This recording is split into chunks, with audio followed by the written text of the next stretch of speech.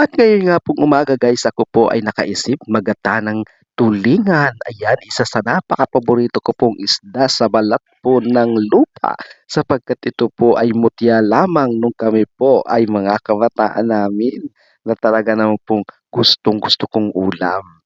At isa pa, ito na po guys, luto na po yung ating pong tulingan na ginataan na sinamahan ko po yan ng sili at marami-rami pong sibuyas at bawang na talaga na pong nagpapabango po sa ginataang tulingan. At siyempre, ito nga po at talaga naman pong nagsaing na naman po ako ng isang puno po dito sa rice cooker. Talaga naman pong mapaparami na naman po ang kain ko po nito sapagkat isa po ito na talaga naman pong hinahanap-hanap kong ulam nung kabataan po namin na talaga naman pong napakadalang ko guys kumain ng ganito sapagkat mutya kung tawagin po sa amin ito noong kami po ay nasa kabundukan.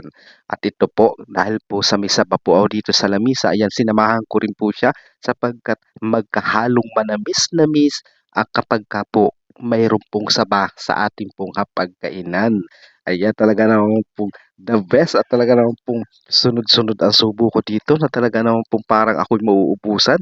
Samantalang ako lamang naman po ang kumakain dito sa bahay. Po guys, at samahan niyo po akong kumain po dito sa bahay para naman po tayo ay may kasalo at lalo po tayong ganahan. Hanggang dito na lamang po ang ating pong video at ako po ay kakain pa po ng marami at nakikita niyo po dito yung puno po ng rice cooker. Uubusin ko pa po yan, hindi ko po yan titigilan hangga't hindi pa po ubos yan. Kaya tara na po, ayan, maraming maraming salamat sa lahat po ng mga manonood. God bless you all.